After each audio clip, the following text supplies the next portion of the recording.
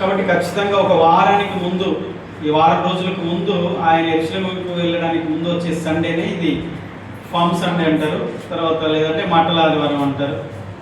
సరే, ఇది మనం ఆచారంగా ధ్యానించట్లేదు, ఆల్రెడీ బైబిల్లో ఉన్న విషయాలు. మీరు 12వ అధ్యాయం యోహాను సువార్త గమనిస్తే మొదటి వచనం నుండి ఆయన పస్కా పండుగకు 6 దినముల ముందే బేతనియలోని మార్తా మరియ లాజరు ఇంటికి వచ్చాడట. ఎన్ని రోజులు? 6 రోజుల ముందే వచ్చినట్టు అక్కడ ఉంది. ఇక 12వ అధ్యాయం నుంచి ఆయన సిలువ వేయబడే 19, 20 అధ్యాయాల వరకు ఆ అధ్యాయాలన్నీ కూడా మధ్యలో గ్యాప్లో రాయబడ్డాయి. శిశువుతో ఆయన సంభాషించింది, తండ్రికి ప్రార్థన చేసింది, ఆయన వెళ్ళిన తర్వాత ఏం జరుగుతుంది, ఆయన ఇవన్నీ విషయాలు యోహాను సువార్త 14, 15, 16, 17 అధ్యాయాల్లో ఉంటాయి. సరే గమనించండి, ఈరోజు ప్రత్యేకమైన సందేశాన్ని మనం నేర్చుకోబోతున్నాం. యేసు ప్రభువారు యెరూషలేములో ప్రవేశించుట. చెప్పండి. అది ఈరోజే జరిగిందంట చరిత్ర ప్రకారం. ఈరోజు జరిగినప్పుడు యెరూషలేముకు వెళ్ళినప్పుడు ఏం జరిగింది అనేది బైబిల్లో రాయబడింది. మత్తయి సువార్త 21వ అధ్యాయం 1 నుంచి 11 వచనాలు. కొన్ని రిఫరెన్స్ మీరు రాసుకోండి, వినేవాళ్ళు జాగ్రత్త వినండి. 4 సువార్తల్లో ఈ సందర్భం రాయబడింది. యేసు ప్రభువారు యెరూషలేములోనికి వెళ్ళి చివరి ప్రయాణం అది. ఒక విధంగా చెప్పాలంటే చివరి లాస్ట్ ప్రయాణం అది. ఆ తర్వాత ఆయన సిలువ వేసి చంపేస్తారు. అదే గుడ్ ఫ్రైడే, మనం నెక్స్ట్ గుడ్ ఫ్రైడే శుక్రవారం సిలువ వేయబడిన రోజు. తిరిగి సమాధి నుండి 3వ దినం ఆదివారం నాడు తిరిగి లేస్తారు. కానీ ఆయన చివరి ప్రయాణం యెరూషలేముకే. అది సండే రోజు, ఇదే సండే. ఆయన సమాధి నుంచి లేచిన సండేగా ముందు సండేనే మట్టల ఆదివారం అంటారు. ఇదే ఆదివారం. మత్తయి 21, 1 నుంచి 11, మార్కు సువార్త 11వ అధ్యాయం 1 నుంచి 10, లూకా సువార్త 19వ అధ్యాయం 25 నుంచి 44, యోహాను సువార్త 12వ అధ్యాయము 12 నుంచి 19.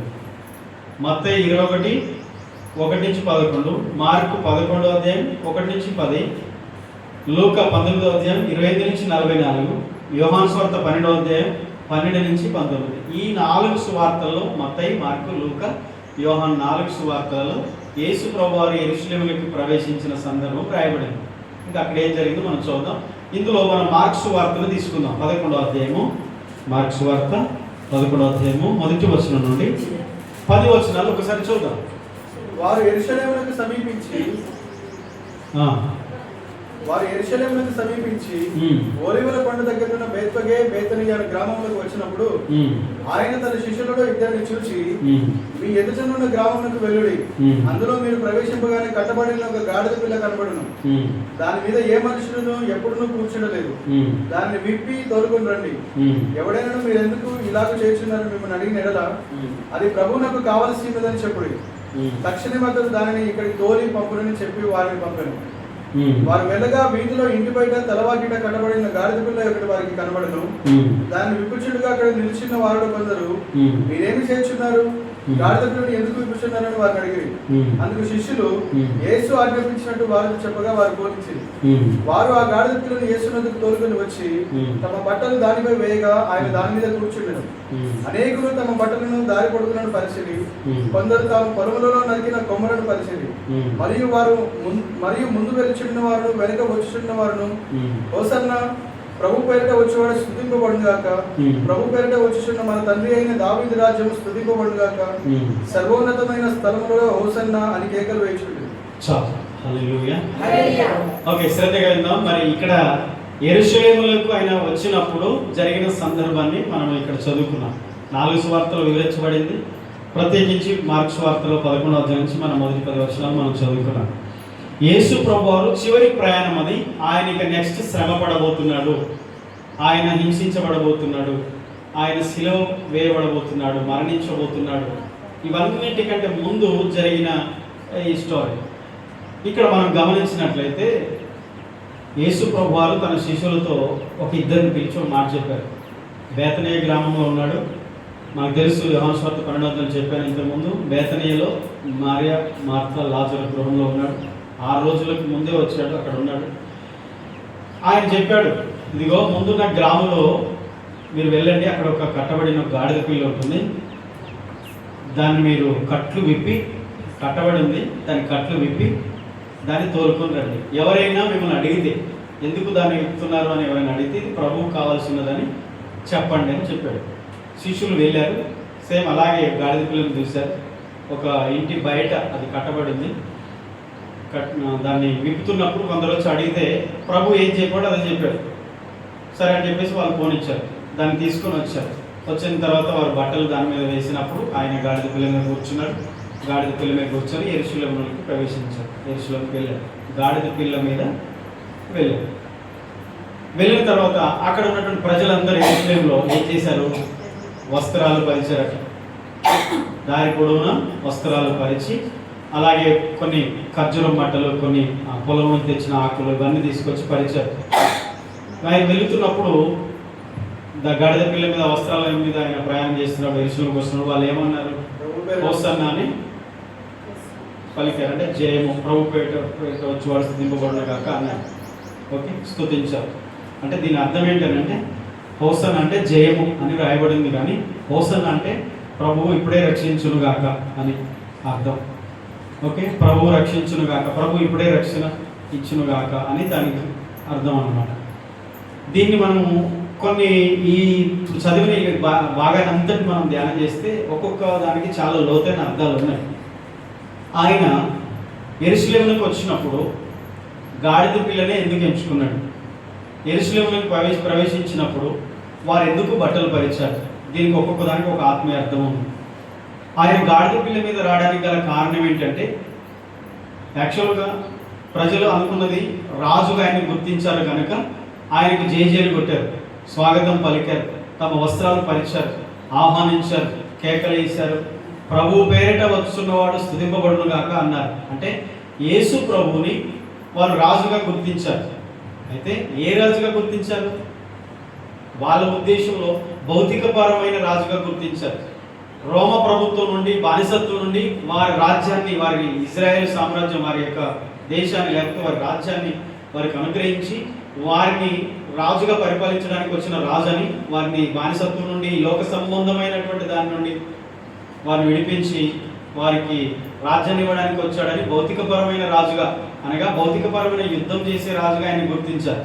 కానీ ఆయన వచ్చింది ఆ రాజుగా రాలేదు. ఒకవేళ ఆ రాజుగా రావాలంటే గాడిదకు బదులుగా ఆయన గుర్రాన్ని ఎక్కి రావాలి. ఇక పురాతన కాలంలో గమనిస్తే, పూర్వకాలంలో రాజులు గుర్రాల మీద వస్తారు. అయితే యుద్ధానికి వెళ్ళేటప్పుడు గుర్రాన్ని మాత్రం ఉపయోగిస్తారు. అయితే ఒక రాజు ఇంకో రాజుతో సమాధాన పడడానికి, లేకపోతే ఒక వ్యక్తి ఇంకొక వ్యక్తికి సమాధానకరమైన, శాంతికరమైనటువంటి దాన్ని సమాచారం ఇవ్వడానికి, లేకపోతే సమాధాన పడడానికి వెళ్తే గుర్రం మీద వెళ్ళరంట, గాడిద మీద వెళ్తారు. అంటే గుర్రమేమో యుద్ధానికి సూచన, గాడిద మీద వెళ్తే అది శాంతికి, సమాధానానికి సూచన. యేసు ప్రభువారు సమాధానకర్తకు అధిపతి అని వ్రాయబడింది. జకర్యా గ్రంథం 9వ అధ్యాయం 9వ వచనంలో రాయబడిన ప్రవచనం కూడా ఇది నెరవేర్పు. క్రీస్తుకు పూర్వం యేసు ప్రభువారు ఈ లోకానికి రాక మునిపే 500 సంవత్సరాలకు ముందు జకర్యా ప్రవక్త ప్రవచనం చెప్పాడనమాట. నీ రాజు సియోను కుమారి, నీ రాజు బారావహైక పిల్ల అయిన అనే గాడిద పిల్ల మీద నీ రాజు వస్తాడు అని రాయబడింది. ఆ ప్రవచనం నెరవేర్పు ఇది జరిగింది. అంటే ఆయన ఈ లోకపరమైన యుద్ధాలు చేయడానికి వచ్చిన రాజు కాదు, ప్రజలని పాపము నుంచి విడిపించి నెమ్మది లేని జీవితాలు, నెమ్మది సమాధానం ఇవ్వడానికి వచ్చిన శాంతి రాజు. ఆయన గాడిద మీద ఎక్కి వెళ్ళడం అనేది వినయానికి సూచన, తగ్గింపుకు, దీనత్వానికి సూచన. అది గుర్రం మీద వెళ్తే యుద్ధానికి, అహంకారానికి సూచన. ఈ లోకపు రాజు యుద్ధాలు చేయడానికి వచ్చిన రాజు కాదు ఆయన. ఆయన రాజ్యం భూ సంబంధమైనది, ఈ లోక సంబంధమైనది కాదు. ఆయన రాజ్యం ఆత్మ సంబంధమైనది, పరలోకం. మరి ప్రజలకు అది అర్థం కాలేదు. సరే, వారికి ఈ లోకపరంగా అర్థం చేసుకొని ఇదిగో ఇప్పటి వరకు అద్భుతాలు చేశాడు, చనిపోయిన వారు లేపాడు, ఎన్నో చేశాడు కార్యాలు. 5 రొట్టెలు 5,000 మందికి, 5 రొట్టెలు చిన్న చేపలు 5,000 మందికి పంచాడు, అద్భుతాలు చేశాడు. మరి ఇంత గొప్ప కార్యాలు చేసిన వాడు ఇదిగో ఇప్పుడు మనల్ని విడిపించడానికి వస్తున్నాడు, మనకి ఈ లోక సంబంధమైన రాజ్యాన్ని ఇవ్వడానికి వస్తున్నాడని రాజుగా గుర్తించి స్వాగతం పలికారు.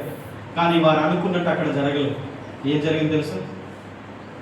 ఆయన చనిపోవడానికి వచ్చాడు. యుద్ధం చేయడానికి వచ్చాడా? యెరూషలేముకి రాలేదు. వారి పాపముల కొరకు చనిపోవడానికి వచ్చాడు. అంటే ఈ లోక సంబంధమైన తాత్కాలికమైన బానిసత్వం, తాత్కాలికమైనటువంటి స్వాతంత్రం కొరకు కాదు, కానీ శాశ్వతమైన విమోచన ఇవ్వడానికి ఆయన వచ్చాడు. నిజంగా మనిషి ఏ పాపములో అయితే బంధకాలు ఉన్నాడో దాని నుంచి విడిపించడానికి వచ్చాడు. అందుకనే వాళ్ళకి అర్థం కాక కొన్నిసార్లు అదే సందర్భంలో మీరు గమనిస్తే ఆదివారము కొబ్బరి బట్టలు పట్టుకొని జైలు కొట్టారు, జైలు కొట్టారుగా. ఆదివారం పూలు చల్లారుగా, శుక్రవారం రాళ్ళు వేశారు. ప్రభు పేరిట వచ్చేవాడు స్తుతించబడినగా అన్న నోరులే ఆదివారము, శుక్రవారం నాడు వీని సిలువ వేయండి అన్నారు. ఆదివారం నాడు స్తుతులు పలికారు, హోసన్నా జయహో అని పాటలు పాడారు. కానీ శుక్రవారం నాడు సిలువ వేయండి, వీడిని సిలువ వేయండి అన్నారు. అంటే మనిషి ఎంతలా మారిపోతాడు చూడండి. పరిస్థితులు బట్టి మనిషి మారిపోతాడు. వారు అనుకున్న విధానం రాలే, వారు ఊహించింది ఒకటి, లోక సంబంధమైన ఆలోచనలతో ఉన్నారు వాళ్ళు. కానీ ఆయన ప్రణాళిక వేరు. అందుకని వారు రాజుగా రావాలనుకున్నారు, కానీ ఆయన గుర్రం మీద, రథం మీద రాజుగా రాలేదు, గాడిద పిల్ల మీద వచ్చాడు. సమాధానం, శాంతికి సూచన, దీనత్వానికి సూచన. తను తాను తగ్గించుకున్న వాడే ప్రజల కొరకు చనిపోవడానికి, పాప బానిసత్వం నుంచి, నరక శిక్ష నుంచి వారిని కాపాడడానికి ఆయన వచ్చాడు. మనుషులందరూ కూడా మన ఆలోచనలు, మన ప్రార్థనలు, మన ఊహలు ఒకలాగా ఉంటాయి, కానీ దేవుని ప్రణాళిక ఒకలాగా ఉంటారు. మనం అర్థం చేసుకుని చాలాసార్లు దేవుని అపార్థం చేసుకుంటాం. అందుకని మన జీవితంలో దేవుడు ఏమనుకుంటున్నాడో అది జరగాలని కోరుకోవాలి, మనం ఏమనుకుంటున్నామో అదే జరగాలని మనం కోరుకోవాలి. అర్థమైందా? నా చిత్తం జరగాల, దేవుని చిత్తం జరగాల. నిజమా? నిజమేనా? అలా అయితే మరి పూలు చల్లిన వాళ్ళు ఎందుకు రాళ్ళేశారు? పాటలు పాడి స్తుతించిన వాళ్ళు ఎందుకు సిలువ వేయండి కేకలేశారు? ఈ నోటితోనే స్తుతులు చెప్పారు కదా, హోసన్నా జయము అని. ప్రభు పేరిట వచ్చేవాడు స్తుతించబడునుగా కానీ చెప్పి పొగిడిన నోరులే శుక్రవారం నాడు వీరిని సిలువ వేయండి అని పలికాయి. చూసారా? దేవుని చిత్తం అర్థమైతే అలా మాట్లాడు. ఓకే, ఈ సందర్భం అంతా గమనిస్తే చాలా పాఠాలు నేర్చుకోవచ్చు, చాలా నేర్చుకోవచ్చు. బట్టలు భరించారు అని అంటే వారి గౌరవాన్ని, వారి అహంకారాన్ని, వారి గర్వాన్ని, వారికి ఉన్న విలువలను కూడా దేవుని దగ్గర పెట్టారు.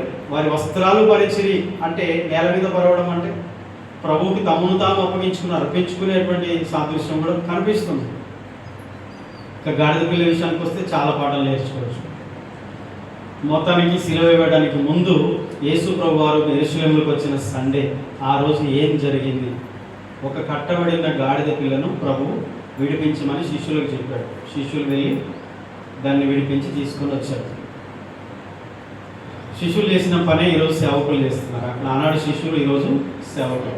చాలామంది విషయాలు కూడా ప్రభువు కోరుకుంటున్నాడు, అనేకులు ప్రభు ఇష్టపడుతున్నాడు. మరి ఆ రోజు శిష్యులు వెళ్ళి ఎలాగైతే తీసుకొచ్చి ప్రభు దగ్గర నడిపించారో, ఈరోజు సేవకులు కూడా అనేక మంది చేస్తున్న పని అంతే.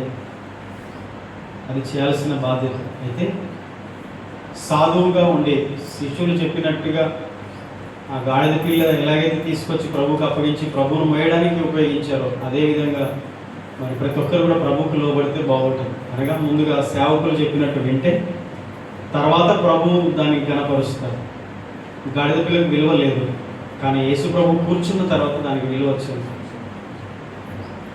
అది నేల మీద నడవట్లేదు, ఇప్పుడు పూల మీద నడుస్తుంది. యేసు ప్రభు వారు ఎక్కిన తర్వాత గాడిద పిల్ల జీవితం ఎలా అయింది? ఆయన దాని మీద కూర్చున్న తర్వాత దాని విలువ పెరిగింది, ఘనత వచ్చింది. ఈరోజు దేవుణ్ణి మోసేవారిగా, దేవుని సన్నిధిని మనం మోసేవారిగా ఉంటే మనకు కూడా చాలా విలువ పెరుగుతుంది. సరే, దీని నుంచి ఇంకా చాలా విషయాలు నేర్చుకోవచ్చు, కానీ ప్రత్యేకించి ఈరోజు గాడిద పిల్ల గురించి నేను మాట్లాడాలనుకుంటున్నాను. సమయాన్ని బట్టి వీలైతే ఒక 6-7 విషయాలు ఉన్నాయి, ఖచ్చితంగా ఆ విషయాలు మనం నేర్చుకోవాలి. ఓకే, మీరు ఇదే మార్క్స్ వార్త 11:3 చదవండి. ఎవడైనా మీరెందుకు ఇలాగ చేయుచున్నారని మిమ్మల్ని అడిగినట్లా అది ప్రభువుకు కావాల్సి ఉన్నదని చెప్పుడి. చాలు. ఎవరికి కావాలి? ఏం కావాలి?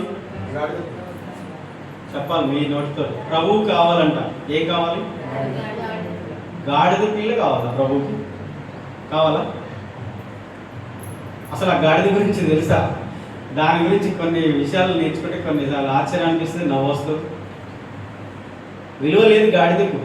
మనుషులు తిడితే కోపం వస్తే కూడా గాడిద పేరు పెట్టి తిడతారు. ఎందుకని? అంత పనికిరాందా గాడిద అంటే? పనికిరాని వస్తువులు మోపిస్తారు. పూర్వకాలంలో బైకులు, బస్సులు ఇప్పుడు లేవు. బర్రున్న బైక్ మీద వచ్చినాం.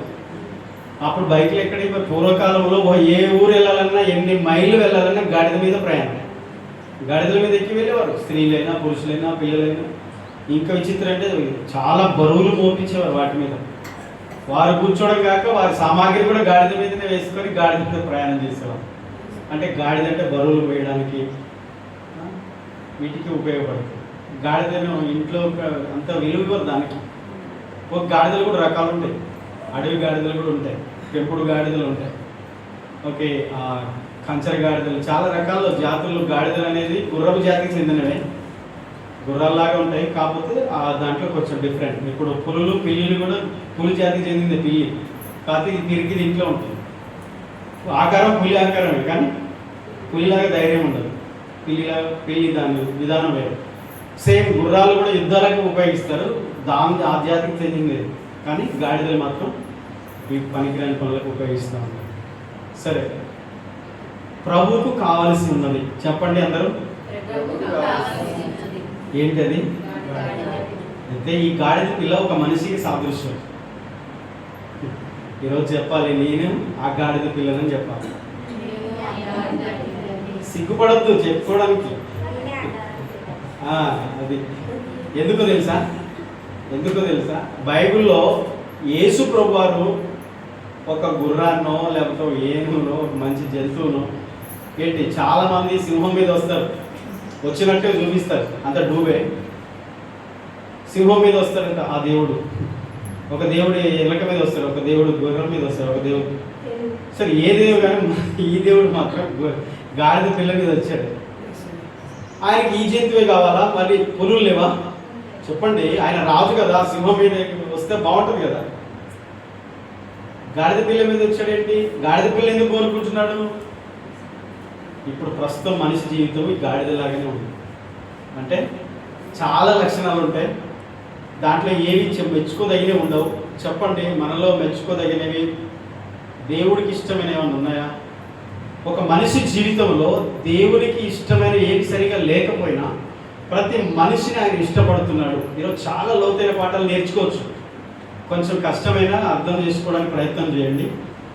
గాడిద పిల్లనే ఆయన ఎందుకు కోరుకుడు? ఇది ప్రభువులకు కావలసి ఉన్నదని చెప్పండి. గాడిద పిల్ల ప్రభువుకు కావలసి ఉన్నది, ప్రభువుకు కావలసి ఉన్నది కనుక తన సేవకులు పంపించాడు విడిపించడానికి, ఆయన ఎందుకు తీసుకుని రావడానికి. ఆయన దాని మీదనే ఎరుసలేముకు వెళ్ళాలి. ఆయన శ్రమపడడానికి ముందు ఆయన గాడిద పిల్ల మీదనే వెళ్ళాలి. అది శాంతికి గుర్తు, దీనత్వానికి గుర్తు, సమాధానానికి గుర్తు నేర్చుకున్నాం. ఆయన శాంతి సమాధానం రాజు, షాలేం రాజు. ఏ రాజు? షాలేం రాజు అనగా నీతి సమాధానం, శాంతికి సమాధానానికి గుర్తు. ఆ గాడిద పిల్లకి ఎంత విలువ వచ్చింది, దాని విలువ ఎంత పెరిగింది, దానికి ఎంత ఘనత వచ్చింది. కట్టబడిన ఈ గాడిద పిల్ల అనేక రీతులుగా మానవునికి సాదృశ్యంగా ఉంది. గాడిద పిల్ల యొక్క స్థితి 7 విధాలుగా మనం చూడొచ్చు. మొట్టమొదటిది, గాడిద మీరు గమనిస్తే దాని డెక్కలు చీలనివి, అంటే 2 డెక్కలు ఉండవు. ఒంటెకు కూడా ఒకటే డెక్కు ఉంటుంది. అడవి గాడిదకు, ఒంటెకు, కొన్ని జంతువులకు ఒకటే డెక్కు ఉంటుంది. అది అపవిత్రమైనదని ధర్మశాస్త్రం చెప్తుంది. మొట్టమొదటి గుర్తించండి, అపవిత్రమైనది. ఇంకో రెండో విషయం ఏంటంటే అది నెమర వేయదు. మీరు వింటారా సరిగా? ఎద్దు నెమర వేస్తుంది, అంటే గడ్డి తిని మేత వేసిన తర్వాత ఆ తిన్నదంతా కూడా మరలా నోట్లో తెచ్చుకొని మళ్ళీ నెమర వేస్తూ ఉంటుంది అన్నమాట. కానీ గాడిద నెమర వేయదు.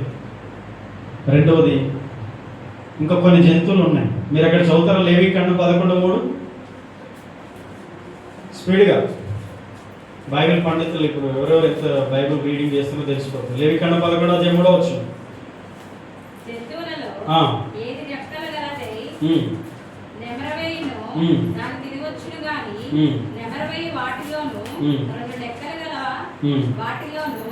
వీటిని తినకూడదు, ఒంటె నెమరవేయును గాని దానికి 2 డెక్కలు లేవు కనుక అది మీకు అపవిత్రము.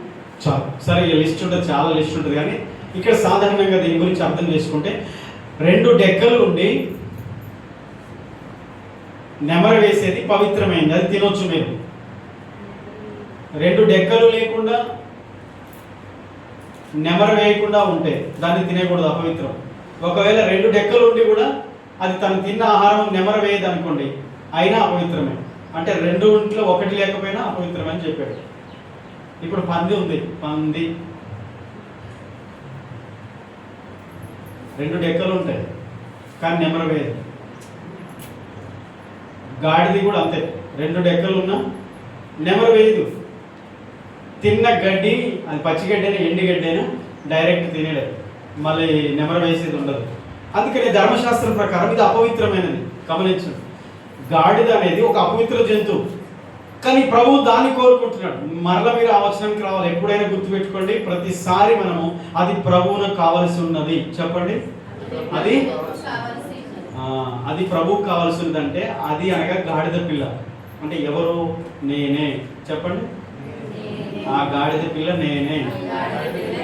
ఏం నామూష్ కాదు, ఎందుకంటే గాడిద పిల్ల ఎవరికి కావాలంటే, మరి ఎందుకు మనం సిగ్గుపడాల్సిన అవసరం ఏమి లేదు. ఆ గాడిద పిల్ల ప్రభువుకు కావాల్సి ఉన్నది, ఆయన దాని మీద ఎక్కవలసి ఉన్నది, దాని మీద ప్రయాణం చేయాల్సింది, ఆయన వాహనం అది. అంటే యేసును మోసే గాడిదను నేనే. సగం మింగి సగం చెప్తున్నారు. తప్పేం కాదు, అది తప్పు కాదు. యేసుని వైపు ఎవరిని మోస్తాం? మరి కుటుంబ బాధ్యతలు మోస్తున్నాం, బరువులు మోస్తున్నాం, ఆర్థిక ఇబ్బందులు మోస్తున్నాం, ఎన్నన్నా మోయండి, కానీ యేసుని మాత్రం మోయాల్సిందే. ఆమేన్. మనం ఆయనను మోసేవారిగా ఉంటే ఆయన మనల్ని మోస్తారు. ఆయన సన్నిధిని మోసేవారిగా మనం ఉండాలి. హల్లెలూయా.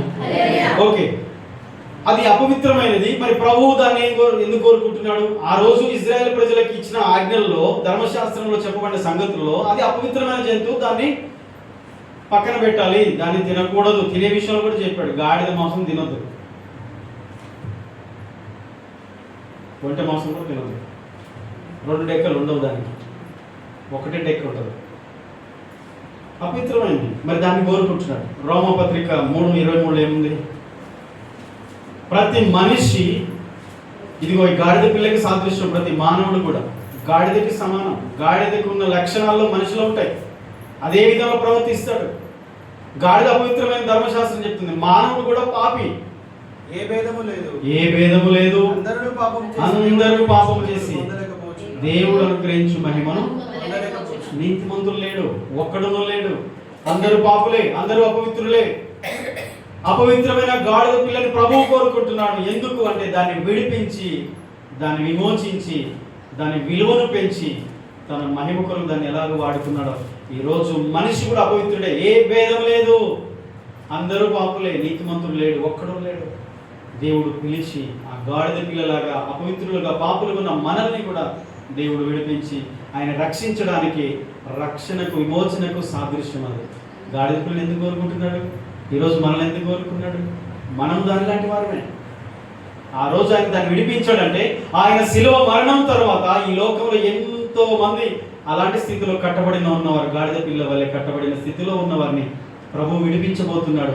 దానికి సాదృశ్యమే యేసు ప్రభు వారు శిలువ మరణానికి ముందు గాడిద పిల్లని విడిపించాడు. హల్లెలూయా. ఈరోజు అందుకనే యేసును మనం మోసేవారికి ఉండాలి, ఆయన రక్షణ పొందుకొని వారిగా మనం ఉండాలి. నాకు వద్దు అని అనుకుంటే నువ్వు కట్టలోనే కట్టబడి ఉంటావు. చాలా గాడిదలు కట్టలోనే ఉన్నాయి. విడిపించేవాళ్ళు, ప్రభు విడిపించడానికి శిష్యులు పంపాడు, సేవకులు పంపించాడు. ఎన్నో మార్లు సేవకులు చెప్తున్నారు, ఆయన ఆ గాడిదలు కట్టలోనే ఉండిపోతాయి, విడిపించబడటానికి ఇష్టపడే స్థితిలో. ఒక మనిషికి సాదృశ్యం ఇది. మళ్ళీ చెప్తున్నాను, మీరు ఇదే మనసులో పెట్టుకోవాలి. అక్కడ గాడిద పిల్లని ప్రభు కోరుకున్నాడంటే సింహం పిల్లను, పులి పిల్లను, ఇంకేదో పిల్లను దేన్నో కోరుకోలేదు. గాడిద పిల్లని కోరుకున్నాడంటే దానికి మనిషికి దగ్గర సంబంధం ఉంది. ఇది అది అపవిత్రమైనది, అయినా ప్రభువు కావాలి. ఈరోజు నా జీవితం, నీ జీవితం సరిగ్గా లేదు, అయినా నువ్వు ప్రభువు కావాలి. ఆమేన్. నిజమా కదా? నిజమే. మనిషి జీవితం వాక్యం చెప్తున్న అందరూ పాపం చేశారు, ఎవరు నీతిమంతులు లేరు. అయినా సరే వారిని దేవుడు కోరుకుంటున్నాడు. అది ప్రభువు కావలసి ఉన్నది. హల్లెలూయా. రెండో విషయం చూడండి, ఆ గాడిద ఇల్లు అరణ్యములాగా కనబడుచున్నదంట. వాక్యంలో స్పష్టంగా రాయబడింది. యోబు గ్రంథము, మీరు యోబు గ్రంథం తీసుకుంచుకోండి, 2-3 సార్లు యోబు గ్రంథం చదవాల్సి వస్తుంది. యోబు గ్రంథము 39వ అధ్యాయం 5-6 వచనాలు గమనించండి. అడవి గాడిదను స్వేచ్ఛగా పోనించిన వాడెవడు? ఆ, అడవి గాడిద కట్లను విప్పిన వాడెవడు? ఆ, నేను అరణ్యమును దానికి ఇల్లుగాను, ఉప్పు పర్లను దానికి నివాస స్థలముగాను నియమించుకుని.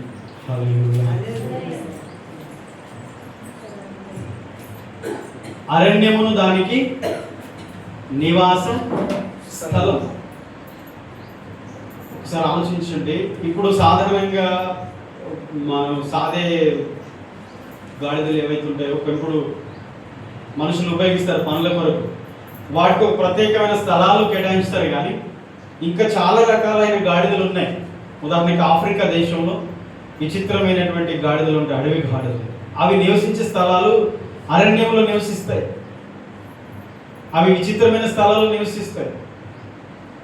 వాటిని బట్టి ఆలోచించి మనం అర్థం చేసుకునేది ఏంటంటే మనిషి జీవితం కూడా అరణ్యమైన ఈ లోకంలో ఉన్నాడు. మన మానవుడు కూడా ఈ లోకంలో జీవిస్తున్నాడు, కానీ అరణ్య జీవితం. మనిషి జీవితం ఎట్లా ఉందంటే అంతా బాగుంది అనుకుంటారు, పైకి పచ్చగా కనిపిస్తుంది, పచ్చగా ఉంది పైకి బాగుంది అనుకుంటారు, కానీ ఎండిపోయిన స్థితి. మనిషి మానవ జీవితము ఆత్మీయ స్థితి ఎండిపోయిన స్థితిలో ఉన్నాడు. అరణ్యంలో ఉన్నట్టుంది మనిషి జీవితం. అరణ్యం లోపల పైకే ఏదో కనిపిస్తుంది ఆడంబరాలు అంతే, కానీ దేవుడు లేని జీవితం, నిరీక్షణ లేని జీవితం, నిర్జీవమైన జీవితం, ఒక ఎడారి జీవితం మనిషి జీవితం. అరణ్యంలో ఉన్నట్టుగా ఉంది. ఆ గాడిదలు, అడవి గాడిదలు కూడా అరణ్యంలో ఉంటాయి. అందుకని వాక్యం చెప్తుంది వాటి నివాస స్థలం అరణ్యం. మనిషికి దగ్గరగా ఉంది గాడిద, సూచనగా మనిషికి సాదృశ్యంగా ఉంటుంది ఇక్కడ. అలాంటి మనిషిని దేవుడు అరణ్య జీవితాన్ని, ఎడారి జీవితాన్ని ఆయన ప్రవహించే జీవితంలాగా, పచ్చని జీవితంలాగా మార్చగలడు. అందుకనే అలాంటి స్థితిలో అరణ్యంలో ఉన్నట్టు గాడిదలు ఆనాడు యేసు ప్రభువు గాడిద పిల్లలు విడిపిస్తున్నంటే మనిషి జీవితం కూడా అరణ్యంలో ఉన్నటువంటి జీవితము ఒక మంచి జీవితంలాగా దేవుడు మార్చడానికే. గాడిద పిల్లని ఎందుకు కోరుకున్నాడు? ఈరోజు దేవుడు నిన్నే ఎందుకు కోరుకున్నాడు? మనిషిని దేవుడు ఎందుకు కోరుకుంటున్నాడు? మనిషి కొరకే ఆయన ఎందుకు ప్రాణం పెట్టాడు? ఆయన శ్రమ పడబోయేది కూడా మానవుని కొరకే, సిలువనెక్కేది కూడా మానవుని కొరకే, ఆయన సిలువలో రక్తం గార్చింది కూడా మనుషుల కొరకే. మనిషి జీవితం మొదటిది అపవిత్రమైనదిగా ఉంది, రెండవది అరణ్యంలో ఉన్నట్టుగా ఉంది. దాని నివాసస్థలం అదే. మనిషి జీవితం కూడా అంతే, అరణ్యంలో ఉన్నట్టు ఉన్నాడు. అరణ్యంలో దేవుడు లేని జీవితం అరణ్య జీవితం అండి. చెప్తున్నాను, మనిషి నిజమైన దేవుణ్ణి కలుసుకోకపోతే, తెలుసుకోకపోతే, ఆ రక్షణ పొందకపోతే ఆ మనిషి జీవితం లోక సంబంధంగా ఎంత ఉన్నా ఆ మనిషి జీవితం హృదయం అరణ్య జీవితమే, ఎడారిలాగానే ఉంటుంది అంతే, లోపల అంధకారం. దేవుడు అందుకనే మనిషిని విడిపించడానికి కోరుకున్నాడు. 22:24 ఇదే వాక్యం ఉంటుంది అన్నమాట. ఓకే, చదువుగా రిఫరెన్స్ రాసుకోండి ఒకసారి. ఇర్మియా గ్రంథం 2:24 ఎడారిలో తిరుగులాడు వడిగల వంటె వలె, అరణ్యంలో నివసించే అడవి గాడిద వలె మనిషి జీవితం ఉంది. ఇశ్రాయేలు ప్రజలకు గద్దిస్తూ చెప్పాడు ఈ మాట. మనిషి జీవితం అలాగే ఉంది. అయినా సరే ప్రభు కోరుకుంటున్నాడు. ఆమేన్. ధర్మశాస్త్రం ప్రకారం గాడిద అపవిత్రమైనదే, అయినా ప్రభు కోరుకుంటున్నాడు. మనిషి గాడిద అరణ్యంలో నివసించినట్టు మనిషి లోకమైన అరణ్యంలో దేవుడు లేకుండా ఎడారి జీవితం జీవిస్తున్నాడు. అయినా సరే దేవుడు కోరుకుంటున్నాడు. అది ప్రభువుకి కావాల్సి ఉన్నది. ఆమేన్. చెప్పండి, అది ప్రభువుకి కావాల్సింది. ఆమేన్.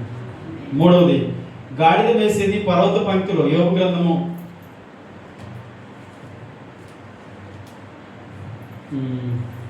ఓకే, ప్రభువు కోరుకున్నది సాధు చేయబడిన గాడిదది. మీరు మార్క్స్ వార్త 11:2 చదివితే దాన్ని తోలుకొని రండి అన్నప్పుడు వాళ్ళు వెళ్ళి దాని కట్లు విప్పి దాన్ని తోలుకొని వచ్చి వాటి మీద బట్టలు పరిచి ప్రభువును కూర్చోబెట్టారు. ఆయన ఎక్కి కూర్చున్నాడు. అది ఆయనని తీసుకొని వెళ్తుంది. అది సాధు చేయబడింది. కానీ అంత సాధువుగా ఉండవు. సాధారణంగా ప్రతి గాడిద కూడా తిరుగుబాటు స్వభావం కలిగిందంట. యోబు గ్రంథం 39:7 మీరు చదవండి. పట్టణపు కోలాహలమునది తిరస్కరిస్తుంది, వినదు. తిరస్కరించే స్వభావం గాడిద స్వభావం, మాట వినని స్వభావం గాడిద స్వభావం, లోబడనొల్లని స్వభావం అది గాడిద స్వభావం. మరి ఆ గాడిద పిల్లని ఎందుకు కోరుకుంటున్నాడు ప్రభు అంటే, అంత మూర్ఖులనైనా సాధు చేయగలవాడు ఆయన, బాగు చేయగలవాడు ఆయన. వీనెవడు బాగు చేయలేదు సార్, వీటితోటి తలకాయ నొప్పి ప్రభువుకి అప్పగించు, ఆయన బాగు చేస్తాడు. హల్లెలూయా. ఎవరి మాట వినడు మూర్ఖుడు, కానీ ప్రభువు పట్టుకుంటే, ఆయన దర్శిస్తే, ఆయనకి కూర్చుంటే, పనికిరాంది అని చెప్పింది బట్టలు పరిచి దాన్ని ఘనపరుస్తారు. ఏసైకి ఏం ఘనత వచ్చిందో దానికి అంత వచ్చింది. ప్రభువుకి ఎంత విలువ వచ్చిందో గాడిద, ఆయన ఎక్కి కూర్చున్న గాడిద కూడా అంత విలువ వచ్చింది. వాక్యం ఏం చెప్తుంది? అది వినదు, అది తిరస్కరిస్తుంది, దాని స్వభావం అది. మరి మనిషికి సాదృశ్యం అదేగా. మనిషి కూడా అంతే. ఈరోజు మాట వింటాడా? దేవుడు చెప్పింది వింటున్నాడు మనిషి? వినట్లేదు. తిరుగుబాటుదారుడు మానవుడు, ఘోరమైన పాపం చేస్తాడు, తిరస్కరిస్తాడు, లోబడడు, ఎవరి మాట వినరు. మానవ జాతి అలాంటి స్థితిలో ఉందంటే ఈ గాడిదలాగా ఉన్నారు. దానికి సాదృశ్యం, మనిషికి సాదృశ్యం అని చెప్పుకుంటున్నాము. ఈరోజు అలాంటి స్థితిలో ఉన్న అది ప్రభువుకు కావాల్సింది. చెప్పండి. అది మాట వినదు, తిరస్కారం చేసేది అయినా సరే అది ప్రభువుకి కావాల్సింది. ఎందుకు? దాన్ని కూడా ఆయన సాధువు చేసి విలువలేని దానికి విలువనిచ్చి ఘనపరుస్తాడు. ఆయనే రక్షిస్తాడు, ఆయనే విడిపిస్తాడు, ఆయనే బాగు చేస్తాడు. మరి ఇంకెవరు చేయలేరు. కాబట్టి ప్రభువుకి ఎవరి జీవితాలు అప్పగించుకుంటారో వారి జీవితంలో ఆయన బాగు చేయగలరు. ఒకవేళ ఆయన దగ్గరికి వచ్చి కూడా ఆయనకు అప్పగించుకోకుండా ఉండే వాళ్ళు ఉంటారు. దేవుని దగ్గరికి వచ్చి కూడా దేవునికి లోపడరు. నిద్ర వస్తుందా? ప్రభు దగ్గరికి వచ్చి కూడా ప్రభువుకి లోపడకపోతే ఆయన ఎలా వాడుకుంటాడు? ఎంత మూర్ఖునైనా, ఎంత మూర్ఖ స్వభావం ఉన్న గాడిదలైనా బాగు చేస్తాడట. కానీ మరి ఆయన్ని మోయడానికి ఇష్టపడని గాడిదలు ఆయన బాగు చేయలేడుగా. ఆయన సేవకులు వెళ్ళి కట్లు విప్పుదామని చూస్తే, నా కట్లు విప్పొద్దు, నన్ను తోలుకు వెళ్ళొద్దు, ఆ బట్టలు నా మీద వేయొద్దు, ఆయన నా మీద కూర్చోవద్దు, నేను ఆయన్ని మోయొద్దు అనే తిరస్కారం చేసే గాడిదలు ఎవరు బాగు చేయలేదు. కేవలం చెప్పినట్టు విని, సేవకులు చెప్పినట్టు వినే గాడిదలు యేసయ్య బాగు చేస్తాడు, ఘనపరుస్తాడు. ఆమేన్. మరి ఆ శిశువుల మాటే వినలేదు అనుకుని గాడిద వెళ్ళగానే జాడిసి తన్నడం, పొడవడం, దగ్గరికి రానికుండా చేయడం చేస్తే ఆ శిశువుల గాడిద పిల్లలు విప్పేవాళ్ళు కాదు, యేసు దగ్గర తెచ్చేవాళ్ళు కాదు. దాని బతికేప్పుడు బయట కట్టబడి అలాగే ఉంటుంది. జాగ్రత్త. యేసు గాడిద పిల్లని ఎందుకు కోరుకున్నాడంటే అది ఒక మనిషికి సాదృశ్యం. 4వది అది మేసేది పర్వత పంక్తిలో, అక్కడ రాళ్ళు రప్పలే ఉంటాయి. యోబు 39:8, యోబు గ్రంథం 39:8. పర్వతముల పంక్తియే దానికి మేత భూమి. ఆ గాడిదల కంటే పర్వత పంక్తియే మేత భూమి. ప్రతి విధమైన పచ్చని మొలకను అది వెతుకుకొనును. పర్వత పంక్తి, పర్వతాల్లో ఉంటుంది, రాళ్ళు రప్పలు, గుట్టలు, చెట్లు. ఆ గాడిదలు అలాగే ఉంటాయి. మీరు చూస్తే యూట్యూబ్లో కానీ గూగుల్లో సెర్చ్ చేయండి, అడవి గాడిద లేకపోతే కంచెర గాడిద, వాటి గురించి సెర్చ్ చేయండి, ఎంత డీటెయిల్స్ వస్తాయి. అది చాలా దృఢంగా మొండిగా ఉంటాయి. అసలు మొండి స్వభావం గాడిద స్వభావం. మొత్తం మొండిదంటే మన పురాతన కాలం ఇంతకుముందు చెప్తున్నాను, ఇప్పుడు కనుమరుగైపోయినాయి. కానీ నా చిన్నతనంలో కూడా చూసాను. వాటి మీద పెద్ద పెద్ద బరువులు వేస్తారు, ఇటు సైడ్ పెద్ద పెద్ద సంచులు కట్టి ఎంతైనా ఈడ్చుకుంటూ పోతాను. మొండి. ఇలాంటి స్వభావం కలిగినటువంటి వాటిని దేవుడు బాగు చేయగలడు. మరి అది అలాంటి స్థితిలో అది ఉండే స్థలం అలాగ ఉంటుంది, అది తిరిగే స్థలం అలాంటిది, అది మేసే స్థలం అలాంటిది, అది కూర్చునే స్థలం, అది తిరిగే స్థలం, నడిచే స్థలం, రాళ్ళు రప్పలు.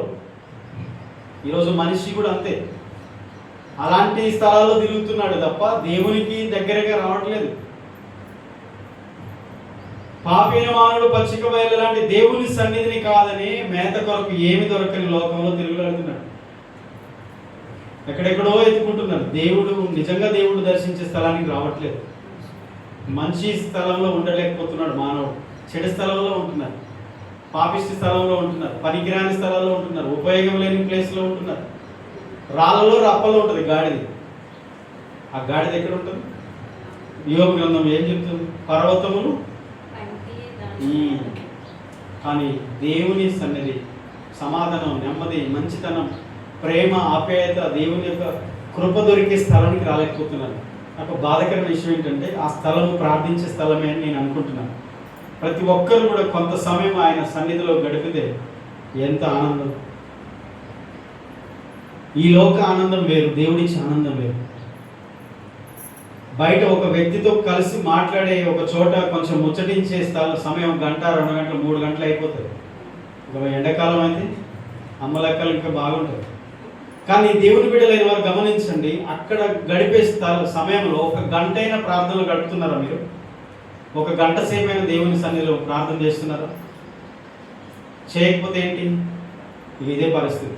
ఉండరాని చోట్ల ఉంటున్నాం, ఉండాల్సిన చోట్ల ఉండవు. అయినా ప్రభువు కావాల్సినది. చెప్పండి. రాళ్ళలో రప్పలు తిరిగే బ్రతుకులైనా, దేవుని సన్నిధిలో గడపలేని బ్రతుకులైనా అయినా ఆయన వద్దనుకోవట్లేదు. ఆయనకు కావాల్సి ఉన్నది, నువ్వు ఆయనకు కావాలి. ఆమేన్. మరి ప్రభువుకి ఇంత కోరుకుంటున్నప్పుడు, ఇలాంటి లక్షణాలు ఉన్నటువంటి, ఇంత భయంకరమైనటువంటి స్వభావం ఉన్న వాటిని కూడా ప్రభువు కోరుకుంటున్నాడంటే ఈరోజు మరి మన పట్ల ఆయన ప్రేమ ఎంత గొప్పదో మనం అర్థం చేసుకోవాలి. ఆమేన్. 5వది, అది కట్టబడిన స్థితిలో ఉన్నది. అవునా కదా? మార్క్స్ వార్త 11:22లో 11:2లో చూస్తే అది కట్టబడిన స్థితిలో ఉంది. ఏం చెప్పాడు శిష్యులతో? అది ఒక చోట కట్టబడి ఉంది. అది ఏ చోటు? ఇంటి బయట వెళ్ళగా వీధిలో, అంటే వీధిలో, రోడ్డు వీధిలో, ఇంటి బయట తలవాకిట కట్టబడి ఉన్నది. రోడ్డు మీద ఇంటి బయట కట్టబడి ఉంది. దాని జీవితం ఎలా ఉంది? బయట కట్టబడిన స్థితిలో ఉంది. ఈరోజు మానవుడు కూడా గమనించండి, ఎన్ని కట్ల చేత కట్టబడి ఉన్నారు. ఆ కట్లు తెలియదు. చాలా మంది జీవితాల్లో వారి కట్టబడి కొన్ని తెలిసి ఉన్నాయి, కొన్ని తెలియకుండా. అసలు కొన్ని తెలియదు. మనుషులు కట్టిన కట్లు ఉన్నాయి, సాతాను కట్టిన కట్లు ఉన్నాయి. మంత్రపు కట్లు, దెయ్యపు కట్లు, చేతబడి కట్లు, వ్యభిచారం కట్లు, త్రాగుడు కట్లు, రోగం అనే కట్లు, పాపం అనే కట్లు, దురలవాట్లు అనే కట్లు, చెడు వ్యసనాలనే కట్లు, చెడ్డ అలవాట్లు, అవన్నీ కట్లే, సాతాను కట్లే, బంధకాలే. యెషయా గ్రంథం 58లో రాయబడింది, కాడి విరగొట్టబడాలి, కట్లు తెంపివేయబడాలి, బంధకాలు తెగిపోవాలి. ప్రతి కాడి విరగొట్టబడేయు, ప్రతి కాడి మానవోకులు తీయుటయు, బాధించబడిన వారిని విడిపించుటయు. ఇదే కదా నాకు ఇష్టం ఉపవాసం అంటాడు. ఎక్కడ అంటే ఒక మనిషి జీవితంలో ఇన్ని కట్లు ఉంటాయా? ఉంటాయి. గాడిద పిల్ల కట్టబడి ఉంది. ఈరోజు మనుషులు అనేకమైన కట్లలో ఉన్నారు. మీకు తెలుసా మీకు ఏ కట్లు ఉన్నాయో? మాకు ఏమి లేవనుకుంటారు, కానీ ఏదో ఒక కట్టు కట్టబడే ఉంటుంది. అయితే యేసు ప్రభువారు ఆ కట్టబడిన కట్ల నుంచి విడిపించడానికి వచ్చాడు. ఆయన యెరూషలేముకు వెళ్ళడానికి గాడిద పిల్లనే ఎందుకు ఎన్నుకున్నాడంటే అది కట్టబడిన గాడిద పిల్ల. దాని కట్లు విప్పితే తప్ప యేసు ప్రభువు వారు దాని మీద ప్రయాణం చేయడానికి అవకాశం లేదు. ఈరోజు ఎంతమంది ఇష్టపడుతున్నారు? కట్టబడిన గాడిద పిల్లని ఆయన కోరుకుంటున్నారు. ఈరోజు మనిషిని దేవుడు కోరుకుంటున్నాడు రక్షించడానికి. ప్రతి మానవుడు కూడా రక్షణ పొందాలంటే ఆ మానవుని కట్లు తెంపివేయబడాలి. ఆ కట్లు తెంపేవాడు ప్రభు మాత్రమే. ఆమేన్. ఆయన సేవకుల ద్వారా పని చేపిస్తాడు. ఎంతమంది లోపడుతున్నారు? చెప్తే వింటారా? వినరు. పాస్టర్ గారికి ఏదో ఆశించి చెప్తున్నాడు అనుకుంటారు. విలువ తెలియదు. సేవకుని విలువ తెలియని విశ్వాసులు లెక్క చేయరు. ఆయన పంపించి గాడిద పిల్ల కట్ల నుంచి విడిపించాడంటే ఖచ్చితంగా అది ఆయనకు అవసరం. ఒక విశ్వాసి గ్రహించాలి. ఒక సేవకుడు ఒక మాట చెప్తున్నాడంటే ప్రభువుకు నేను అవసరం కనుక, నేను ప్రభు బిడ్డను కనుక ఆయన సేవకుడు చెప్తున్నాడు, నేను ఆయన మాట వినాలి. అప్పుడే నాకు కట్లు తెంపివేయబడతాయి. ఇదిగో ప్రభు పంపించాడు, నువ్వు కావాలి, నీ కట్లు విప్పు తీసుకురమ్మని గాడిద పిల్ల చెప్తే ప్రభు ఎవరు? నువ్వెవరు? నా కట్లలో నేనే ఉంటాను, నా కట్లు మీరు విప్పొద్దు, నువ్వే నాకే చెప్పొద్దు, ఒకవేళ నాకేం చెప్పొద్దు అన్నాను అనుకోండి, మాట వినలేదు అనుకోండి, కట్లు విప్పనీయలేదు అనుకోండి గాడిద పిల్ల, ఉపయోగం ఏముంది? ఎవరికి నష్టం? ప్రభువుకి నష్టమా? సేవకునికి నష్టమా? గాడిదకి నష్టమా? గాడిద పిల్లకి నష్టం. మరి సేవకుడు చెప్పినప్పుడు ఒక విశ్వాసి వింటే ఎవరికి మేలు జరుగుతుంది? విశ్వాసకి మేలు జరుగుతుంది. వినకపోతే విశ్వాసకే నష్టం జరుగుతుంది. ఉపవాస ప్రార్థన జరగాలి, ఉపవాస ప్రార్థన పెట్టుకోవాలి, నువ్వు ఉపవాసం ఉండాలని చెప్తే అట్నే చెప్తారులే, అట్నే చెప్తారులే. నీ కట్లు దిగిపోవడానికి కదా ఉపవాసం ఉండేది. నాకేం కర్మ? నా కడుపు ఎందుకు మార్చుకోవాలి? సేవకుడు ఎందుకు ఉపవాసం ఉండాలి? నీకోసమే కదా. అర్థమైతే అర్థమైన వాళ్ళకి అర్థమైనంత, అర్థం కానీ వాళ్ళకి వారు అనుభవిస్తారు. ఓకే, యేసు ప్రభుకి అది అవసరం. ఎందుకు అంటే అది కట్టబడి ఉంది, కట్లు విడిపించబడాలి. అయితే శిష్యులు వెళ్ళి తీసుకొచ్చారు. ఈరోజు అనేకమైన కట్టల్లో ఉన్నారు చాలామంది. ఇంకా కట్లు తెగిపోలేదు. వ్యభిచారమైన కట్లు, త్రాగుడు కట్లు, అక్రమ సంబంధాలు, అపవిత్రత, చెడ్డ అలవాట్లు, సాతాను ఎన్నో కట్లు కట్టేశాడు, కడతనే ఉంటాడు. చాలా మంది తెలియదు లోకంలో, వెళ్ళి బాగు చేయించుకుందాము, ఆ కట్లు విడిపించుకుందాం అంటే ఆడికి వెళ్తే ఆడి కట్టే కడతాడు. ఫస్ట్ డబ్బులు తీసుకొని కూడా ఏం చేస్తాడు, నీకు కట్లు ఇప్పుతాడా, ఇంకోటి కడతాడు. ఇంకొక దయ్యాన్ని బంధించి అందులో ఆ తాయెత్తులో ఇంకొక దాన్ని బంధించి మంత్రం వేసి ఇంకొక దయ్యాన్ని కట్టి తోలుతాడు. ఉన్నాయి కాక ఇంకా ఎక్కువ కడతాడు. డబ్బులు ఇచ్చి కట్లు కట్టించుకొని రావాలి. దయ్యము కట్లు కడతాడు. సాతాను కట్టడమే తెలుసు, కానీ ప్రభువుకి విడిపించడం తెలుసు. సాతానుకు కట్లు వేయడమే తెలుసు, కానీ ప్రభువుకి వాటిని విడిపించడం తెలుసు. ఆయన సేవకుని పంపించి కట్టబడిన కట్లు విడిపిస్తారు. ఆమేన్. కాబట్టి అది మనిషికి సాదృశ్యం ఉంది. ఈరోజు మనిషి ఎన్నో కట్లలో బంధకాలు ఉన్నాడు. లోబడితే కట్లు తెగిపోతాయి. ప్రభువుకు లోబడితే, ఆయన సేవకులకు లోబడితే, ఆ మాట వింటే ఆయన మాట ద్వారా కట్లు తెగిపోతాయి. ఆమేన్. గాడిద పిల్ల ఎందుకు చెప్తున్నారు, ఎవరు మీరు అని అడిగితే ప్రభు పేరు చెప్పాడు. అంతే, ప్రభువు కావాల్సినది ప్రభు చెప్పాడని చెప్తారు. ఆయన పేరు చెప్తే ఆటంకపరిచేవాడు నోరు మూసాడు. అంటే నీ కట్లు ఇప్పకుండా అడ్డుపడేవాడు ఉంటాడన్నమాట కథ. కట్టబడిన కట్లు విప్పకుండా అడ్డుపడే మనుషులు ఉంటారు. గాడిద పిల్ల కట్లు విప్పొద్దు, ఎన్ని సంవత్సరాలున్నా అట్లే ఉండాలి అని కోరుకునే వాళ్ళు లేరా? నీ చెడును కోరుకునే వారు లేరా? మన నష్టాన్ని కోరుకునే వారు లేరా? మనం ఇంకా అల్లనే ఉండాలి, ఆ కట్లే ఉండాలి, నాశనంలో ఉండాలి. కానీ ప్రభు మాత్రం విడిపిస్తాడు. ఆమేన్. ఎంతమంది ఆటంకపరిచినది ప్రభు పేరు చెప్పగానే నోరు మూసుకున్నారు వాళ్ళు. అంతే, తీసుకెళ్ళండి. యేసయ్య పేరు చెప్తే ఆ గాడిద పిల్లకు విడుదల వచ్చింది. ఆమేన్. కాబట్టి ఎన్ని కట్లు కట్టబడినా దేవుడు మాత్రం విడిపించగలడు. ఆ గాడిద పిల్ల ఈరోజు మనకు సాదృశ్యం. కాబట్టి గాడిద పిల్ల 6వ విషయం ఏంటంటే, అది 2 దారులు ఉన్న చోట కట్టబడిందట. చారిత్రకంగా ఆలోచించిన ఇంగ్లీష్ బైబిల్ కేజేవి అనే ఇంగ్లీష్ బైబిల్లో చూస్తే అక్కడ ఏముందంటే, అది 2 దారులు కలిసే చోట కట్టబడిందని రాయబడింది. 2 దారులు కలిసే చోట కట్టబడిందంటే గాడిద పిల్ల. అంటే అర్థం ఏంటి? 2 రకాల జీవితం, 2 తలంపుల మధ్య జీవిస్తున్నారు మనుషులు. లోపలికి ఒకటి, పైకి ఒకటి. సమాజంలో మానవుడు బయటికి కనిపించే జీవితం ఒకటి. మీరు చూస్తున్నారు, రోజు న్యూస్ వింటున్నారా? మన సీరియల్లో చూస్తాం, న్యూస్ ఏం చూస్తాం కదా. సెల్ ఫోన్ ఉంటేనేమో YouTube reels, Instagram reels, Facebook. అంతేనా? అలా చూడకండి. టైంపాస్ చూడొచ్చేమో, కానీ చూడాల్సిన మాత్రం న్యూస్ తప్పకుండా చూడండి. ప్రతిరోజు ఏం జరుగుతుంది? ప్రతిరోజు న్యూస్ చూస్తూ నిన్ననే అనుకుంటా, నిన్నగా మొన్ననే భర్త మంచివాడే, మంచి జీవితం, అంటే ఉపయోగం జరిగింది కాదు, ఇది రీసెంట్గా నిన్నగా మొన్న రోజు జరిగింది. అమ్మా, గర్భిణితో ఉన్న భార్య, భర్త అంటే మంచి జీవితమే జీవిస్తున్నారు, మంచివాడే అనుకుంటున్నారు, మంచిగానే ఉన్నారు. అంటే భర్త ఒక మంచి భర్తలాగా జీవిస్తూనే లోపల భార్యకి అగరెస్ట్గా బ్రతకగలడా? బయట వేరే అక్రమ సంబంధాలు పెట్టుకుని ఇంట్లో భార్యను మెయింటైన్ చేస్తూ, అంటే ఒక పాపం చేస్తూ మంచివాడిగా నటించడం. ఇది భార్య భర్తల మధ్య అయినా, రిలేషన్లు బయట ఫ్రెండ్స్ మధ్య అయినా, సమాజంలో నిజాయితీ లేదు. మీరు గమనించండి, మనిషి పైకి కనపడే రూపం ఒకటి, వేషం, అది పైకి వేసుకున్న వేషం ఒకటి, కానీ లోపల జీవించే జీవితం ఒకటి. మరి క్రైస్తవంలో చూస్తే ఇది దేవుడు సహిస్తాడా? ప్రకటన 3:15 ఏమో తెలుసా? నువ్వు వెచ్చగా లేవు, చల్లగా లేవు, నులివెచ్చని స్థితిలో ఉన్నావు, నేను నిన్ను ఉమ్మివేయ ఉద్దేశిస్తున్నాను, నేను ఉయ్యాల నీ మీద ఉమ్మివేయాలనుకుంటున్నాను. ఎందుకంటే నీ జీవితం వెచ్చగా లేదు, చల్లగా లేదు, నులివెచ్చుకున్నావు. 2 తలంపుల మధ్య జీవించే జనం, 2 ఆలోచనలు, 2 రకాల మనస్తత్వాలు, 2 వ్యక్తిత్వాలు కలిగిన జీవితాలు. కాబట్టి అయినా సరే ఆ గాడిద పిల్లని ప్రభు కోరుకున్నాడు. ఆమేన్. అయినా మనం ప్రభు కావాలి. ఎందుకంటే ఎలాంటి వ్యక్తిత్వం ఉన్నా, ఎలాంటి జీవితమైనా ప్రభువు మార్చగలడు. ఇప్పుడు మనుషులు దేశిస్తారు, అబ్బో మంచోడు కాదు, ఈయన మంచిది కాదు, వీళ్ళు చెడ్డోళ్ళు అని చెప్పేసి మనుషులు పక్కన పెడతారు. కానీ ప్రభు ఎలాంటి స్థితిలో ఉన్న వారినైనా ప్రేమిస్తాడు. ఆమేన్. అలాంటి స్థితిలో ఉన్న గాడిద పిల్లను కూడా ప్రభు విడిపించమని పంపించాడు. ఇది ప్రభువు కావలసి ఉన్నది. అలాంటి స్థితిలో ఉన్నా కూడా.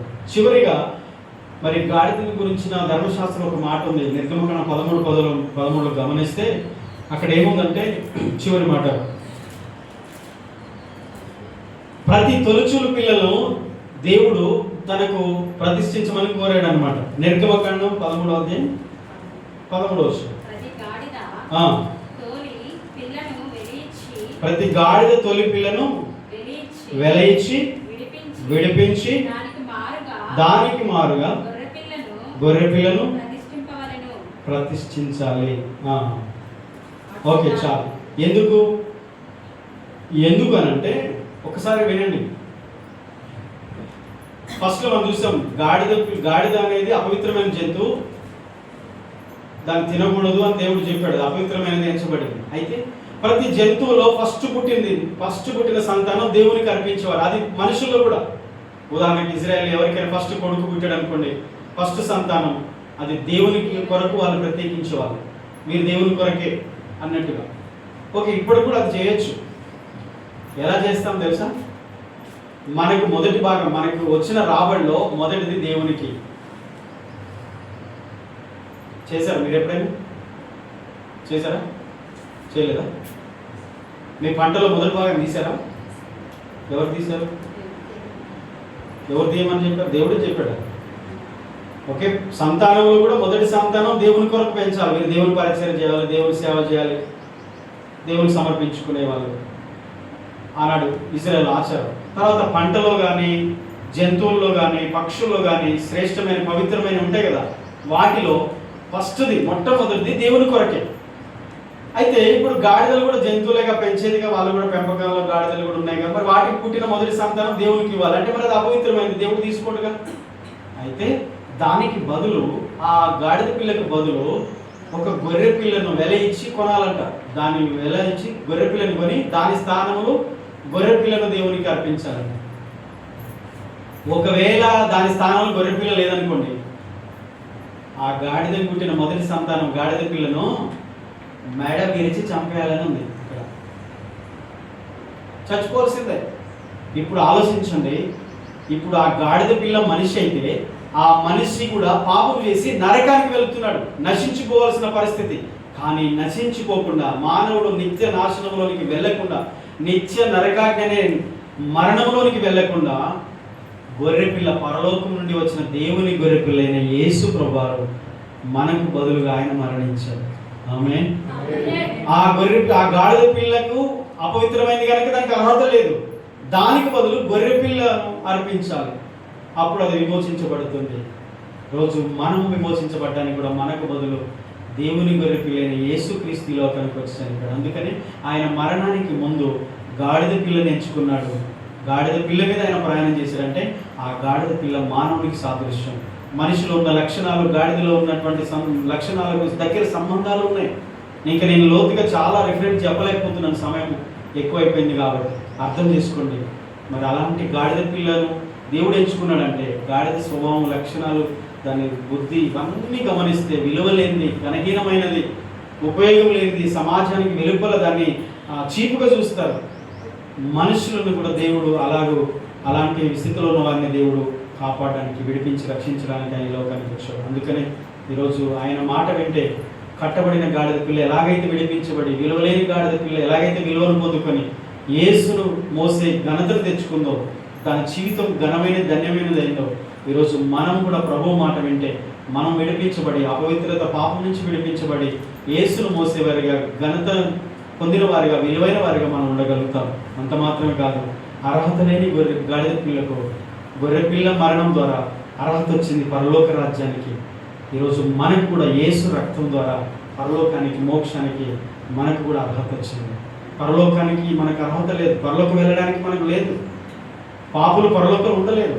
కానీ పరలోక భాగ్యమును, తండ్రి సన్నిధిని అనుభవించే ధన్యతను యేసు ప్రభు అనే గొర్రెపిల్ల ఈ లోకానికి వచ్చి మన కొరకు, మనకు బదులు మన స్థానంలో చనిపోవడం ద్వారా మనకు ఆ ధన్యత వచ్చింది.